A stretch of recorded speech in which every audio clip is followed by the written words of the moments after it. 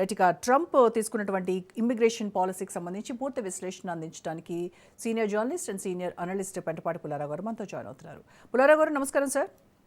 నమస్కారం అండి. నమస్కారం సార్, ఫస్ట్లీ ఈ ట్రంప్స్ డిపోర్టేషన్ ప్లాన్స్ ఏవైతే ఉన్నాయో వీటిపైన మసాచ్యూసెట్స్ కోర్ట్ రూలింగ్ ఏంటి సార్, ఇంపాక్ట్ ఏమి ఇచ్చిందంటారు? అంటే ఇది టెంపరీ సస్పెన్షన్ మాత్రంగా అలాగే చూడాలంటారా, లేదంటే ఇది పర్మనెంట్ చేంజ్గా కూడా చూడాలా? కానీ ఇదంతా టెంపరీ. ఇప్పుడు వరకు అతనికి సుప్రీం కోర్ట్ ఏమి వ్యతిరేకం ఏం లేదు ఈ వలసదారు విషయంలో. ఇప్పటి వరకు ఈ సంవత్సరంలో జరిగేదంతా సుప్రీంకోర్టుకి వెళితే వాళ్ళు కొట్టేస్తున్నారు. ఫెడరల్ కోర్టుకి ఇంత హక్కు లేదని.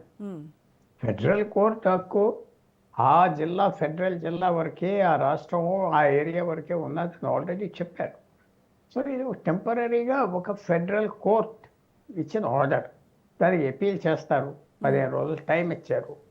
సో అది ఏం చేస్తారో చూడాలి. 95% 99% సుప్రీంకోర్టు కూడా వలసదారుల విషయాల్లో పెద్ద ఎక్కువగా వ్యతిరేకించదు. ఎందుకంటే ఆ చట్టాలు వాళ్ళకి ఉన్నాయి. ఎస్, చాలా క్రూరంగా చేస్తున్నారు, ఎత్తేస్తున్నారు, ఇంకో దేశాలు పంపిస్తున్నారు, ఇలాంటివి ఏమన్నా ఆప్ చేయొచ్చు, అది ఉండొచ్చు. కొద్దిగా ఇంకా డ్యూ ప్రాసెస్ అంటారంటే నోటీస్ ఇవ్వటం, ఏదో చేయటం, అలాంటివి ఉండొచ్చు. కానీ ఆప్ చేయరు. అది మాత్రం ఇప్పటి వరకు చూసాం ఈ సంవత్సరంలో. చాలా ఓపెన్గా ఏం చేసినా ఏదో ఫెడరల్ కోర్ట్స్ ఇస్తాయి ఎక్కడెక్కడ ఆర్డర్స్. ఎందుకంటే అక్కడ ఉన్న సిస్టంలో ఎవరైతే పూర్వం వేరే వ్యతిరేక పార్టీ జడ్జెస్ అపాయింట్ చేశారో వాళ్ళు లిబరల్గా ఉంటారు. సో ఇది మనం టెంపరీగా చూడాలంటే. ట్రంప్ ఆగే పని వేరు, అది మాత్రం క్లియర్. ఆగమని చెప్తే ఆయన పార్లమెంట్కి వెళ్ళి చట్టం తెచ్చుకోవచ్చు. సో ఇదంతా ఈ సబ్జెక్ట్లో చాలామంది ఏమనుకుంటున్నారంటే ఏదో సుప్రీంకోర్టు టారిఫ్స్ మీద, సుంకాల మీద ఏదో ఆప్ చేసింది, ఇది ఎలా ఉంటుందంటే అంతవరకు రాదు. ఓకే, అది మాత్రం ఇప్పటివరకు జరగలేదు. Sir, what is exactly Delilah's law అంటే ఏంటి సార్ ఇది? అంటే ట్రంప్ వాళ్ళ స్టేట్ ఆఫ్ ద యూనియన్ అడ్రస్లో ప్రపోజ్ చేశారు, లైక్ ఇది అన్డాక్యుమెంటెడ్ ఇమ్మిగ్రెంట్స్కు సిడిఎల్ కమర్షియల్ డ్రైవింగ్ లైసెన్స్లు బ్యాన్ చేస్తారని చెప్పారు. అంటే దీని బ్యాక్గ్రౌండ్ ఏంటంటారు? 2024లో ఢిల్లీలో జరిగినటువంటి యాక్సిడెంట్ స్టోరీతో ఇదేమైనా లింకప్ అయి ఉంటుందా? 100%. అక్కడ ఈ డ్రైవర్ లేని వాళ్ళకి మనం కొంచెం ఫ్రాంక్గా చెప్పుకోవాలి. ఇది మన దేశంలో ఎవరైతే అక్రమంగా వలసదారులు వచ్చారో వాళ్ళని బయటికి తోసేయాలనుకుంటున్నాం, తోయలేకపోతున్నాం. ఎందుకంటే వాళ్ళు ఇక్కడ ఎస్సివలేట్ అయిపోయారు, ఇక్కడ ఇంటిగ్రేట్ అయిపోయారు. అస్సాంలో వచ్చి దాక్కున్న వాళ్ళు, బంగ్లాదేశ్లో దాక్కున్న వాళ్ళు, బీహార్లో, ఉత్తరప్రదేశ్లో, అక్కడ ఆ జనం మాట్లాడే మాటలు, భాష, వ్యవహారం అంతా ఉన్నది, వాళ్ళు దొరకట్లేదు. అక్కడ అలా కాదు కదా. మీరు చెప్పిన ఫిగరు 2 లక్షల మందో 1,50,000 మందో డ్రైవర్లు వెళ్ళారు. వాళ్ళకి భాష రాదు, వాళ్ళకి అక్కడ ఉన్న సైన్స్ ఏం చదవలేరు. సో అంత షార్టేజ్ డ్రైవర్లకు వచ్చింది కాబట్టి వాళ్ళని కంపెనీలు ఇంపోర్ట్ చేశారు, లేకపోతే అసలు వ్యాపారమే ఆగిపోతుంది. మన దేశం నుంచి 1,50,000 మంది అంటే ఇతర దేశాల నుంచి ఎన్ని లక్షల మందిని తీసుకొచ్చారో ఆలోచించాలి. సో ఇక్కడ వచ్చిన ప్రాబ్లం ఏంటంటే చాలా కంప్లైంట్స్ వచ్చినాయి. డ్రైవర్లకి అక్కడ ఇంగ్లీష్ రాదు, పరీక్ష పాస్ అవ్వలేదు, యాక్సిడెంట్స్ క్రియేట్ చేస్తున్నారు. సో తప్పకుండా మనం అందరూ ఆలోచించేది ఏంటంటే మన దేశానికి సంబంధించిన చేస్తున్నాడు ట్రంప్ అని అనుకుంటే ఇవన్నీ కరెక్ట్.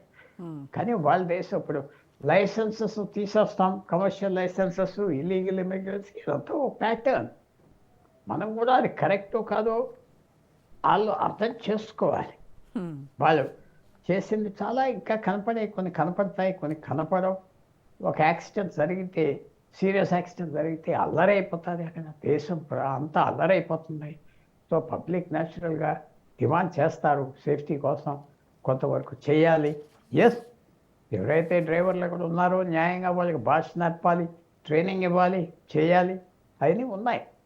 అవన్నీ గవర్నమెంట్ మా సంబంధం లేదు చేస్తామని చేస్తున్నారు. ఒక విషయం మనం మర్చిపోకూడదు, మెజారిటీ పాపులేషన్ వలసదారుల విషయంలో, అక్రమ వలసదారుల విషయంలో ట్రంప్ను సపోర్ట్ చేస్తున్నారు. మిగతా విషయాల్లో చేసినా చేయకపోయినా ఈ విషయంలో మాత్రం చేస్తున్నారు. ఎందుకంటే డెమోక్రాట్స్ ఉన్న పార్టీ చేసింది ఫ్రీగా వదిలిస్తే. తర్వాత ఉదాహరణ చెప్తున్నా, మినసోటా అని ఒక రాష్ట్రం ఉన్నాయి, అక్కడ దాదాపు 40 సంవత్సరాల్లో 3 లక్షల మంది సోమాలియా అనే దేశం మన ఆఫ్రికాలో దగ్గర భారతదేశానికి ఉన్న దేశం నుంచి వెళ్ళిపోయారు. వాళ్ళు వెళ్ళిపోయి అందరూ ఒక ఊర్లోనే ఉన్నారు, ఒక ఏరియాలోనే ఉన్నారు. వాళ్ళు ఎలక్ట్ చేసే కాంగ్రెస్ పార్లమెంటేరియన్ కూడా వాళ్ళ మనిషి. అలాంటి వాళ్ళు ఈ గత 20-30 సంవత్సరాల్లో బిలియన్ల డాలర్స్ దొంగ వెల్ఫేర్ని తినేశారని బయటకు వచ్చింది, ప్రూవ్ అయిపోయింది. పేర్లు రాయటం, ఈ వ్యక్తికి కాళ్ళు లేవు చేతులు లేవు అని రాయటం, దానికి ఏదో డిసెబిలిటీ పెన్షన్ అని, లేకపోతే 30 ఏళ్ళు ఉంటే 60 ఏళ్ళు అని రాయటం, ఇవన్నీ తీసుకున్నారు. ఇలాంటివి వస్తే దేశం అంతా అల్లరైపోయింది. అది జరిగే గొడవ నిన్న ఆయన స్పీచ్లో కూడా డొనాల్డ్ ట్రంప్ స్పష్టంగా అన్నారు, సోమాలియా నుంచి కొన్ని లక్షల మంది వచ్చాక చేరారు, మోసం చేసేసారు, వాళ్ళు తరిమేస్తారు. అవన్నీ పబ్లిక్ సపోర్ట్ ఉండాలి. మీ సపోర్ట్ నా సపోర్ట్ ఉన్నదా లేదా అది వేరే విషయం. పబ్లిక్ అక్కడ సపోర్ట్ ఉన్నది. సో అది భారతీయులు ఏమంటారంటే మన మీద ఏదో చేయలేదు, మనకి ఏదో వీళ్ళో ఇవ్వలేదు, అది ఎలా ఆలోచిస్తే కష్టం.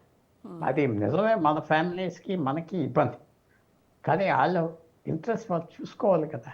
సో అది కరెక్టా తర్వాత ఫ్యూచర్ చెప్తుంది. ప్రస్తుతం మాత్రం ఈ పాలసీస్కి ట్రంప్కి సపోర్ట్ ఉన్నారు.